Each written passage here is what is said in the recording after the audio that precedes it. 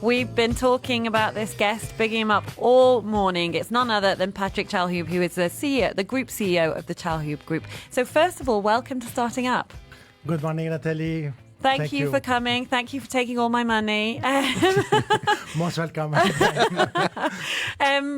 Basically, even when we were talking to Anita, she was saying, look, her friends come in and talk about the fact that Dubai is shopping haven. And, basically your company introduced so many luxury brands to the UAE and the rest of the region. In fact, the decisions you make in the boardroom, whether, we know it or not, have influenced our shopping habits. I think about, the amount of money I've spent on some of those places. But it's really interesting. You're a pioneer of luxury retail here.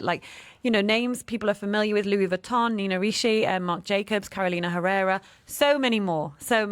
And you have over 400 standalone retail outlets and department stores within fashion, beauty and luxury gift sectors. Now, I just want to play a very small clip of you first, and then we'll get down to why you've become so successful at taking all of my money and perhaps, George, quite a large chunk of yours. Me too, believe me. You have to imagine ourselves in a market where there was no retail stores.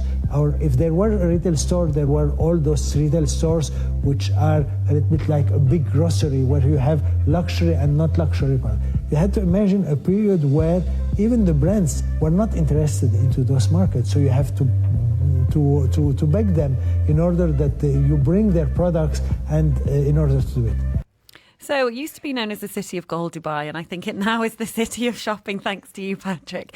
You started back in Syria, and this is a family business. We keep talking about the big group, and over 12,000 employees, but this is a family company.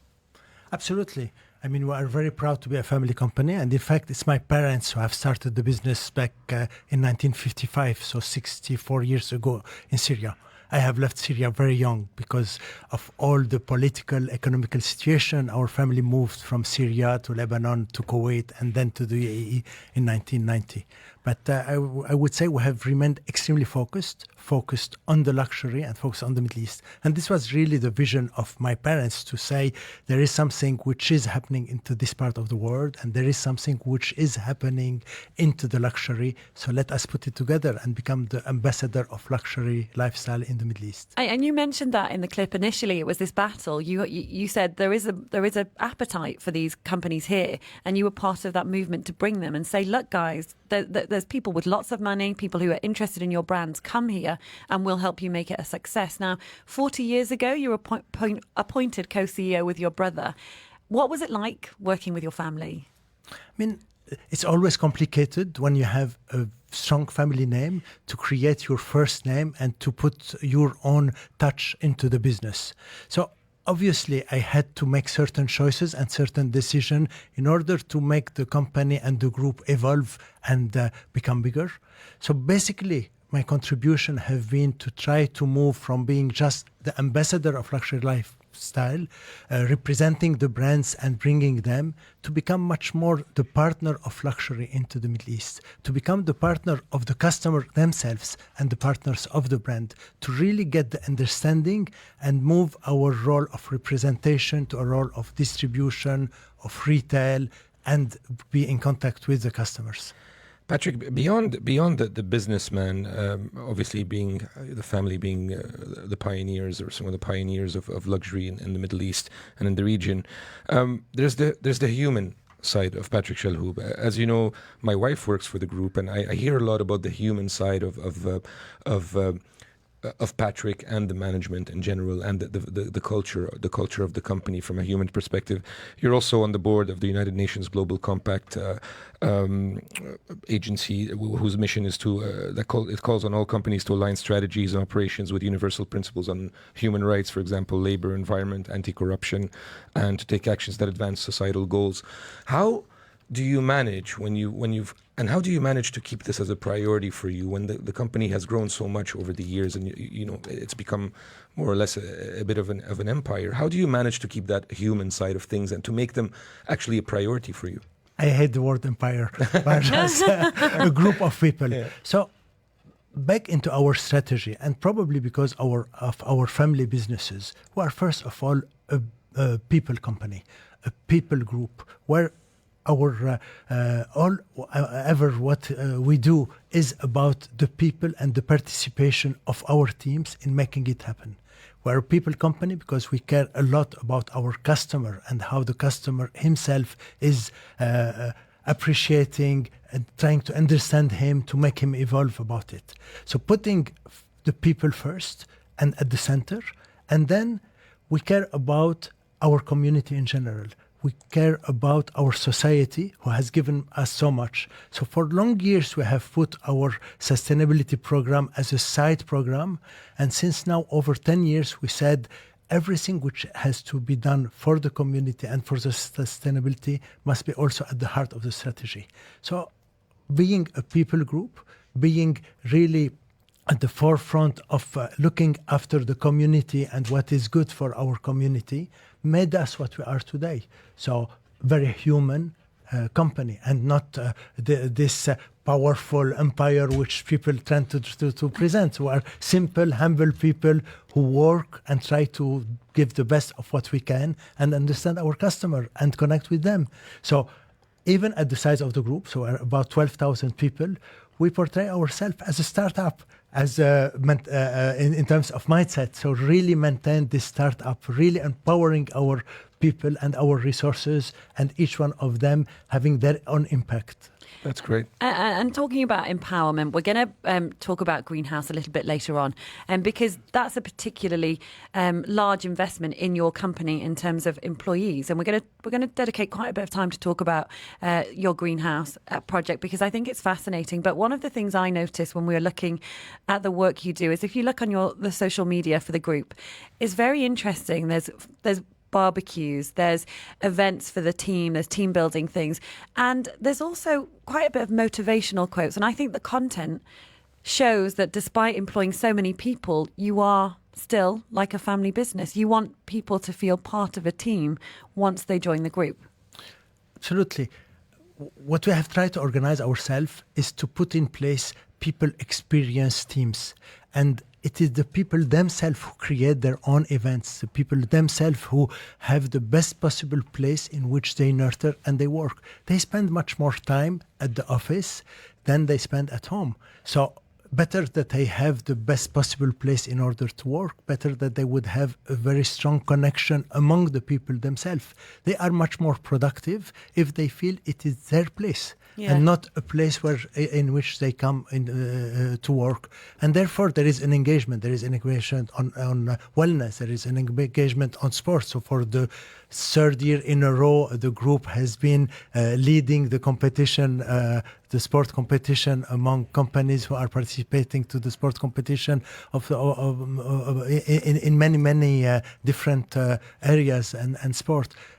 But at the same time, we feel happiness. Yeah. And if we don't feel it, we try to see what is the pain points of our employees, and then they are empowered to be able to solve them.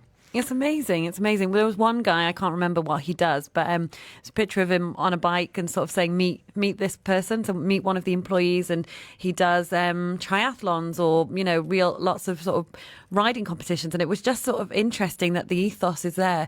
This is what he does in work, but this is what he does to keep his mind fit as well. I think that's really positive. And Patrick brings a very good point when he says that we spend more time with our co-workers today than we spend with our families. I do that a lot when sometimes it's inevitable. You have tensions between employees and so on. And I tell them, guys, it's normal. I mean, we spend more time today in the office or with our co-workers than we spend with our spouses or our families or our children or whatever it is. Yeah. It is normal to have tensions, but it's also normal to keep a very good and a very decent relationship, because, like it or not, you're going to spend a lot of time with these people.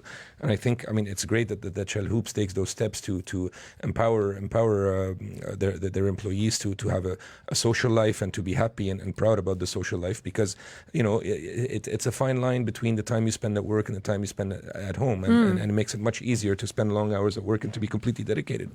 And George, from our perspective, the connection, the human, the emotional connection, be it among ourselves as team members or be it with our customer or service providers, suppliers, is absolutely key. It's really about creating this human connection in which we understand each other and together we evolve, each one having its expertise and sharing it. So we haven't waited the time of the social medias where we could share experiences, but we really have tried to develop it really in our Over the years, workplace yeah. and with our clients. No, that's as well. great. I think that's definitely a good thing. Okay, we're live on Facebook for anyone interested in this interview. Patrick Chalhoub is the Group CEO of the Chalhoub Group, and we're live all talking about his business, and we're going to move on to the greenhouse in a few minutes' time. But I just wanted to ask you something in particular, Patrick. You did work with those big brands to form joint ventures, relationships, to bring the brands here, but you also developed your own concepts. Now, producer Zina has put in front of me, my favourite is Dubai Mall's Level Shoe District. And Zina's put that because she knows it's true. I love Level shoes. And that's where I probably give you all of my salary because I love it so much. And talk us through the process of coming up with a brand like that. Because, you know, you already were having these partnerships. You were already bringing some of these brands in. What made you decide to then go, look, I want to house it all in one place? My uncle was recently here on holiday and he said, I love the concept of this. You want some shoes? You go to the shoe district. You go to Level Shoes. You want some, you know, homeware. There's a part of the mall that you go to. So that, what made you decide to do Level Shoe? And I don't know whether to thank you or hate you. Thank you for being such a good ambassador for us. So basically our group has been really trying to connect customer of the Middle East with the brand themselves. But at the same time, we felt two things. We felt that there is a gap into the market, a gap where we were presenting mainly the brands and the world of the brands, but perhaps there were certain categories, and the shoes is one of those categories, where we didn't have the depth and the width of the category. And we felt, and discussing it with our client and customer first, discussing it with our suppliers and partners, we felt that we could fill the gap if we create this fantastic place where we could find everything for those shoe lovers which you are. At the same time, as a group, we have a lot of different expertise, and I felt that my team had now the maturity, each one in his own area, to build something from our own, so to create our own concept. So the gap was there, the market was ready for it. We had a fantastic location with Dubai Mall with 80 million visitors in a place which was not very popular. So in discussion with them, we decided to turn out this place, and then 10 different expertise of the team put together this Level Shoes concept, which today is probably a reference in the whole world in terms of luxury shoes offering. I mean, you know, you bought my beloved Gianvito Rossi. You're taking chances on brands and relationships that you know it might be an introduction to some people. It might be the first time they've seen some of these brands in Level Shoes. It might be the very first experience they have there. Absolutely. I mean, this is the whole aim, is to have some brand names which are very well known and which present the depth of their range, and to have some startup, including some local designers who can come and present and introduce their own shoes, understanding at the same time what the customer wants, but bringing also to the customer what he wants to discover and to love, and making it a very active and dynamic place. Okay, we're going to continue talking to our not so everyday entrepreneur in a few minutes' time. Our guest, of course, is Patrick Chalhoub, Group CEO of the Chalhoub Group. We're continuing this conversation next, and we're continuing to be live on Facebook. More of Starting Up with Natalie Lindo in moments. On Dubai Eye 103.8. Snow Asthma and Allergy Centre is the only dedicated asthma and allergy centre in the UAE with leading international doctors. Asthma and allergies can dramatically affect your quality of life, and in some cases can even be life-threatening. Snow Asthma and Allergy Centre in Abu Dhabi specialise in the accurate diagnosis and management of asthma and allergies. Everyone deserves to breathe easy and enjoy life. Let the team at Snow help make that happen. To find out more, call 800-ASTHMA. Toyota's reliable fleet of business vehicles, Hilux, Hiace and Coaster, can be yours starting from the rate of just 1.99% finance for 4 years. Enjoy unbeatable quality, Toyota's high resale value, low total cost of ownership, and reclaiming VAT on commercial vehicles. Call 800-TOYOTA today. Terms and conditions apply. Dubai Eye 103.8 brings you 3 live matches this weekend as the 20 2018-19 English Premier League season nears a thrilling climax. It's Mo 2-0! It's a peach into the far top corner for Mo Salah! Our coverage begins on Friday night as Liverpool travel to Huddersfield in search of another 3 points in their quest for a first league crown since 1990. Kickoff is at 11 p.m. Arter on the edge of the box, swift clearance, and Camarasa gives Cardiff City the lead! The battle to avoid the drop takes centre stage on Saturday with Fulham versus Cardiff at 6, followed by Brighton versus Newcastle at 8:30. In by March, lovely touch! That is delightful from Glenn Murray! 3 live matches, only 1 station. Dubai Eye 103.8 is your official home for the English Premier League. Starting Up with Natalie Lindo Join the conversation. on Dubai Eye 103.8. Good afternoon. It's just approaching 2:20. You're listening to Starting Up. I am Natalie Lindo. My co-host today is George Hojage, the CEO of Virtue Zone, and we're talking to our not-so-everyday entrepreneur. The Everyday Entrepreneur. Stories to inspire you. And a warm welcome back to Patrick Chalhoub, the Group CEO of the Chalhoub Group. And we've been talking about how much we enjoy shopping, George, haven't we? Absolutely. I mean, it's one of the joys. I mean, it's one of the joys of life for most people. It's quite often a symbol of success to reward yourself with something new or with something nice, or whatever it is. And in that spirit, I have a question for Patrick about a brand that's very dear to me for very different reasons. Tanagra was the first own concept of Chalhoub, and I know that it's a brand that's very dear to the family and the holy grail, if you want to call it, of the flagship of the Chalhoub Group.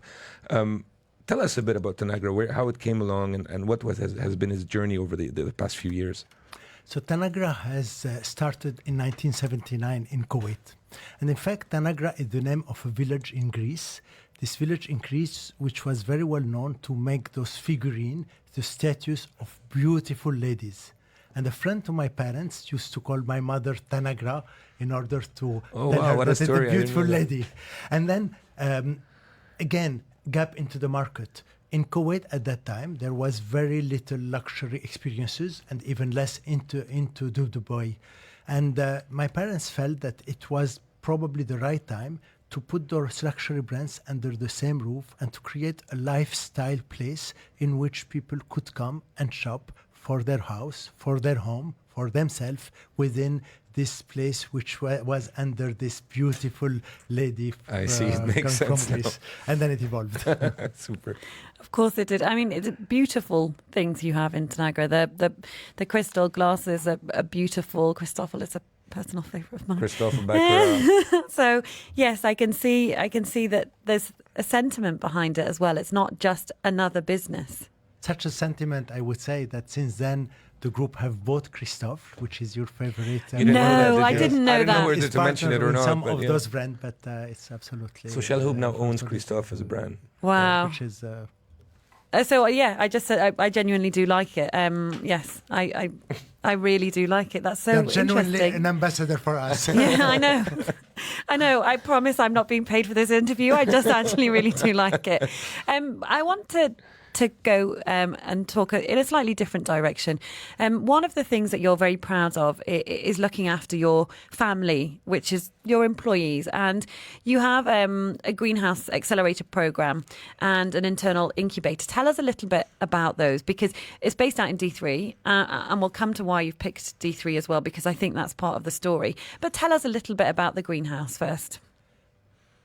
So up till 2015-16, we felt that within our group we could innovate and create all those new ideas, concept, activity. But the world is moving extremely fast. And we are seeing how much today those young entrepreneurs, and at personal level, I always have supported quite actively those entrepreneurs. So how much those young entrepreneurs are able to produce and to develop.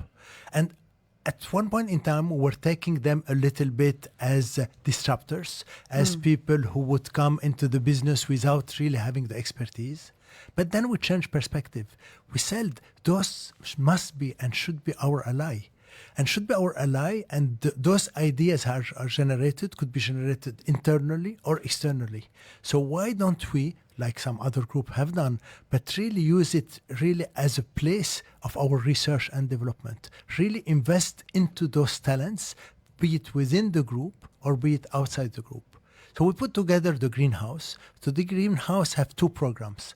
One program which is an innovation lab, and this is open only for our 12,000 employees. So any one of them who comes with an idea, and we have had like 150 ideas every time when we open the competition, would be able to present it, and a small committee will select few of them, and the people are giving few weeks or months in order to be able to develop those ideas. And if it succeeds, and some of them have succeeded, we invest into it and we make it happen. And if not, they are going back to their work.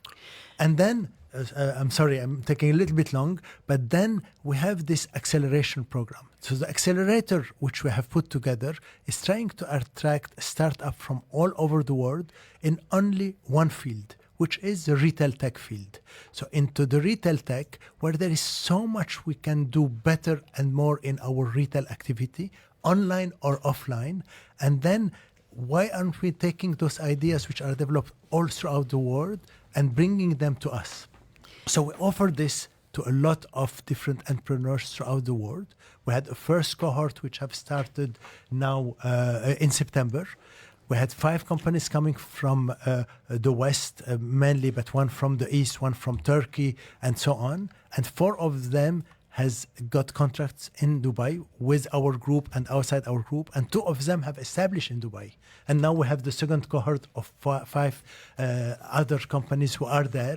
Very exciting ideas, very innovative, very exciting. I mean, what a brilliant idea. Can you imagine if you're working in a company and you're dreaming of having your own thing and doing your own thing, and then the company comes to you and tells you, you know what, you go ahead, we'll provide a space for you, we'll provide some support for you, you try your idea out, and you know what, if your idea works, we'll invest with you. We're going to back it, And if it doesn't, you can go back to your job. I mean, you can't have a bigger safety net than that, right? Yeah. So, I mean, and you get your salary. Exactly. You And you get your salary during that time as well. Wow. It's amazing. Yeah, I mean, brilliant. But we have amazing ideas. Yeah. So we have it for us as well.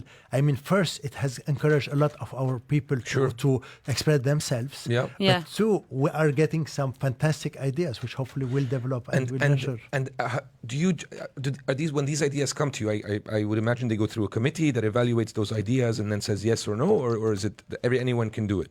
No, it goes to an evaluation process. Okay. And within the evaluation process, there is a lot of mentoring. Yeah. So we explain to the people, and again, I'm not part of the evaluation process at all, but the evaluation process will end up also by mentoring people that this idea is not enough mature, that they should work it a little bit more, that it doesn't have traction.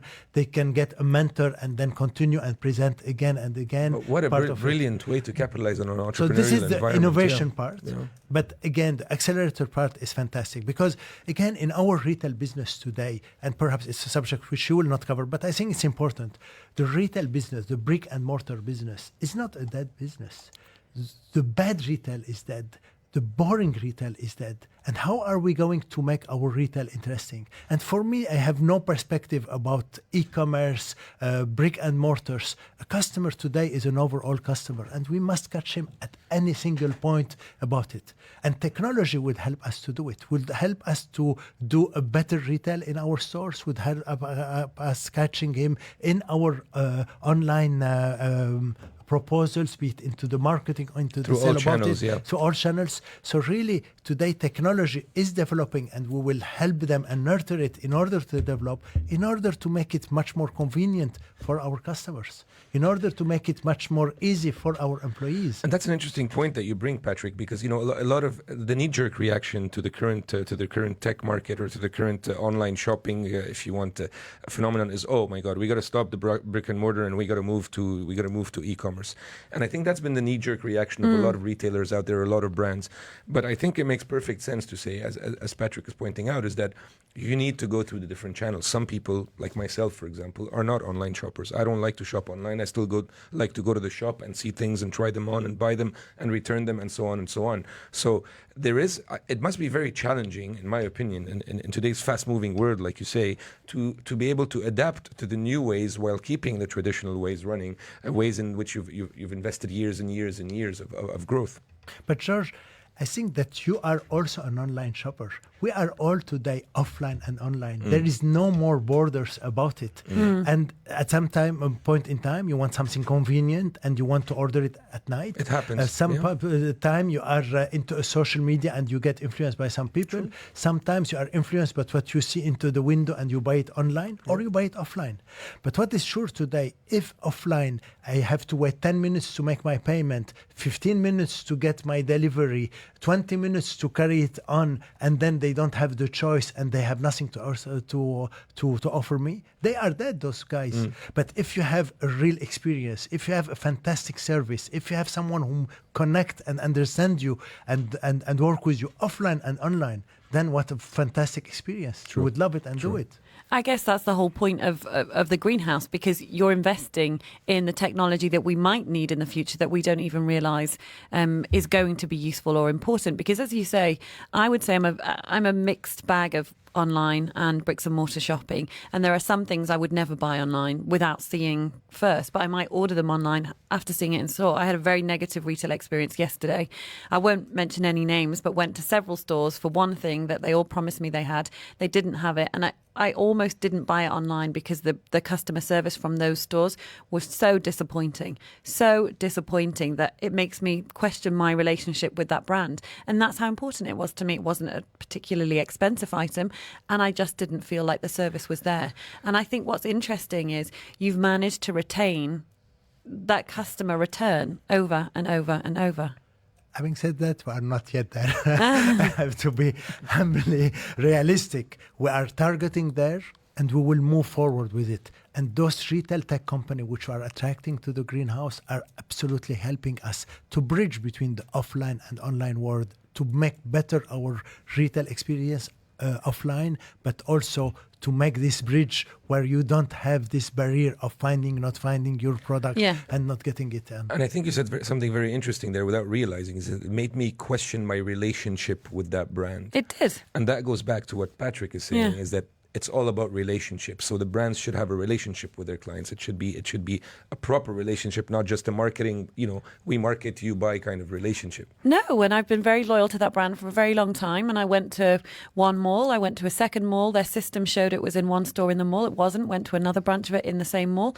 Wasn't there either. And it got to ordering it online. And I thought, do you know what? Do I really want this now? And the staff were not very nice to me. So if we had done well what we had to do, or this retailer had done well, at the first time you go into a place, he would have been able to provide it, bring it from the other store, deliver it at your home in a seamless experience. Yes. Our duty is to delight you and make your life the most simple possible if we can. And retail tech and the greenhouse would help us to achieve this. I can see hearts in your eyes, Natalie. What's going on? I know. It's kind of, I'm kind of like, you're making my life better. My bank manager, maybe not so much. Not sure which it is, but it's been a real pleasure talking to you today. Patrick Chalhoub is the Group CEO of the Chalhoub Group. It's been fascinating. Thank you so much for joining us Natalie. Thank on you, George. the programme. Thanks, Patrick. Thanks, great.